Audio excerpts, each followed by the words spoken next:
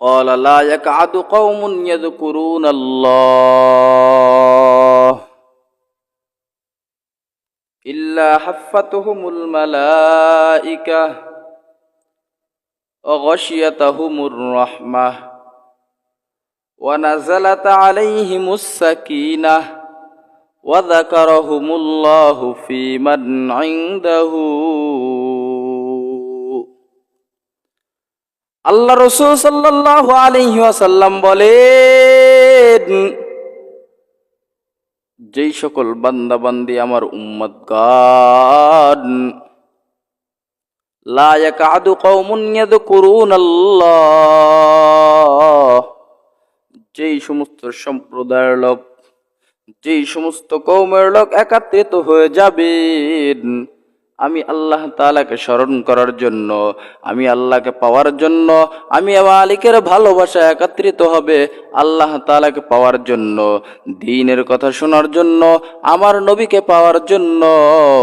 আল্লাহ তাআলা এই মজলিসটাকে ফেরেশতা দ্বারা বেষ্টন করিয়া নেয় এবং আল্লাহ তাআলা ওই মজলিসের ভিতরে বৃষ্টির ন্যায় রহমত জারি করতে থাকেন।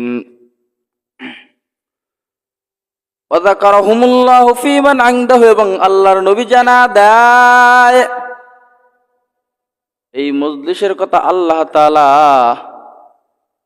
ফেরেশতাদের মজলিসে বসে আল্লাহ তাআলা আলোচনা করেন আমাদের কত দাম, আমাদের কত সম্মান। আল্লাহ আমাদের কথা আলোচনা করেন, কখন করেন, কোথায় বসে করেন? আল্লাহ যখন ফেরেশতাদের সাথে মুজাকারায় বসেন তখন আল্লাহ তাআলা এই ফেরেশতাদের কাছে আমরা যে উত্তম বান্দা আল্লাহ তাআলাকে স্মরণ করার জন্য বসছি, আল্লাহ তাআলা আমাদের কথা ওই ফেরেশতাদের মজলিসে স্মরণ করেন। অন্য হাদিসে আল্লাহ রাসূল সাল্লাল্লাহু আলাইহি ওয়াসাল্লাম বলেন, قال جاء ربي إلى النبي صلى الله عليه وسلم فقال أي الناس خير। রাসূলুল্লাহ সাল্লাল্লাহু আলাইহি ওয়াসাল্লামের নিকটে একজন ব্যক্তি এসে প্রশ্ন করলেন, ইয়া রাসূলুল্লাহ, فقال أي الناس خير, ইয়া আল্লাহর নবী, দুনিয়ার ভিতরে সবথেকে ভালো মানুষকে, উত্তম ব্যক্তিকে? আল্লাহর নবী বলেন,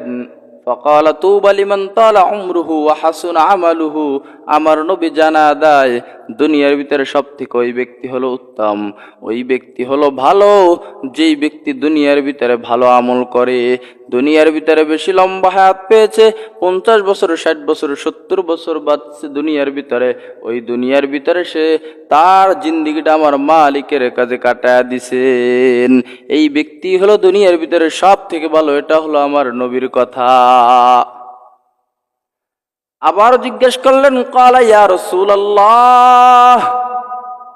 ও আল্লাহর নবী, আইয়ুল আমালি আফজালু, দুনিয়ার ভিতরে সবথেকে কোন ব্যক্তির আমল ভালো? তখন আমার নবী জানায়া দেয়, ক্বালা ইন তুফারিকুদ দুনিয়া লিসানিকা রাতবু মিন যিকরিল্লাহ। আল্লাহর নবী বলেন, দুনিয়ার ভিতরে সব থেকে ভালো আমল তো হলো ওই ব্যক্তির যেই ব্যক্তি 50-60 বছর বাঁচার পরেও, দুনিয়ার জিন্দেগি পাওয়ার পরেও সেই ব্যক্তি নেক আমল করলো, সে হলো দুনিয়ার ভিতরে ভালো ব্যক্তি। আর দুনিয়ার ভিতরে আর উত্তম আমল হলো ওই ব্যক্তির যেই ব্যক্তি দুনিয়ার সমস্ত কাজ থেকে, ইনতুফারিকুদ দুনিয়া, সমস্ত খারাপ কাজ থেকে ফিরিয়া, যেই বান্দা লিসানিকা রাতবু মিন যিকরিল্লাহ, আমার মালিককে স্মরণ করেছে, আল্লাহ তাআলার জিকির করেছে, সব সময় হাঁটতে বসতে সুবহান